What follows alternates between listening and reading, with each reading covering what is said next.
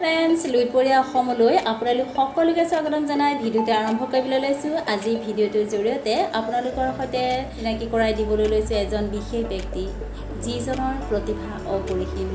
এই অসাধাৰণ প্ৰতিভাই তেওঁ নিজৰ লগতে আন বহুজনৰ অভাৱ পূৰণ কৰিবলৈ সক্ষম হৈছে।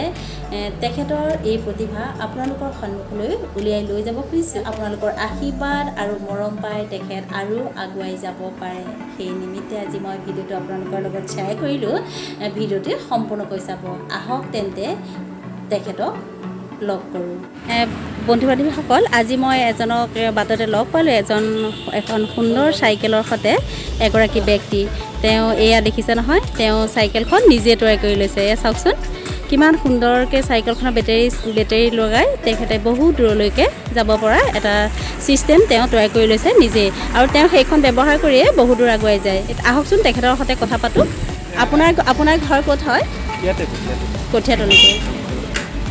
তেখেতৰ ঘৰ নগাঁও কঠীয়াতলীত। আপুনি কওকচোন এইখন কেতিয়া বনাইছিল? বনালে আজি 2 মাহমান হৈ গ'ল। 2 মাহমান হৈছে নহয় জানো?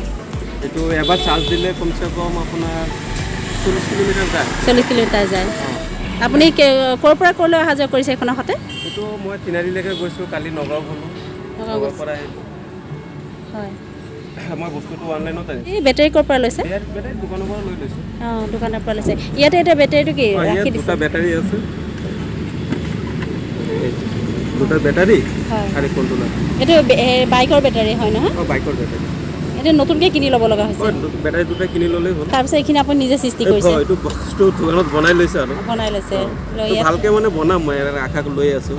এতিয়াতো আপুনি এখন অকণো প্ৰব্লেম নহয় জানো? এইটো অৰ্ডাৰ পালে মানে ভালকৈ বাকীটা মানে বনাই দিম বুলি ভাবি আছোঁ। হয়, তাৰপিছত এইটো কিহৰ? এইটো মটৰ। এইটো মটৰ, ইয়াৰ দ্বাৰা চলি যায়? হয়, এইটো দ্বাৰা চলি। মই চলাই আপোনাক দেখাই আছোঁ। চলাওকচোন। এয়া চাওক ফ্ৰেণ্ডছ, তেখেতে সুন্দৰভাৱে পেডেল নামাৰাকৈ চাইকেলখন চলাব পৰা এটা ছিষ্টেম নিজে সৃষ্টি কৰি লৈছে। তেখেতৰ এই কৰ্মই তেখেতে বহু দূৰ আগুৱাই যাবলৈ সক্ষম হ'ব পাৰিব। এই লেডিজ চাইকেলতো এইটো বেটেৰী ফিটিং কৰিব পাৰি, আৰু তেনেদৰে তেওঁ বনাবলৈ আৰম্ভ কৰিছে। এয়া বহু স্পীড আছে। আপুনি এতিয়ালৈকে কেইখনমান চাইকেল তেনেকৈ দৰে ট্ৰাই কৰিছে? আপুনি তেনেকৈ পালে আৰু লগাই দিব পাৰিব নহয় জানো? সহজ হ'ব, আৰু অলপ বয়সস্থ মানুহৰ কাৰণে আৰু সহজ হ'ব চলাব।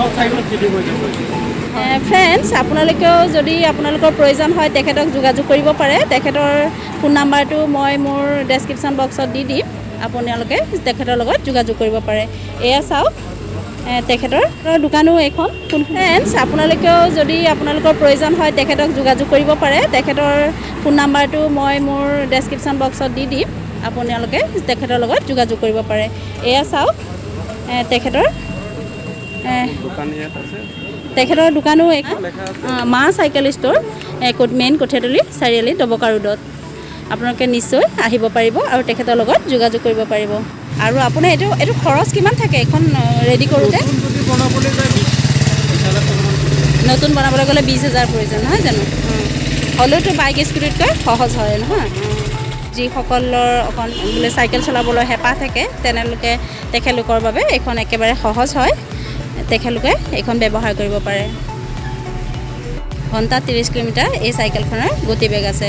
এইখিনিতে এটা কওঁ, যদি ভিডিঅ'টো ভাল লাগিল ফ্ৰেণ্ডছ লাইক কৰি দিব, আৰু তেখেতক আগুৱাই যোৱাত সহায় কৰিব বুলি আশা ৰাখি আজিলৈ ধন্যবাদ।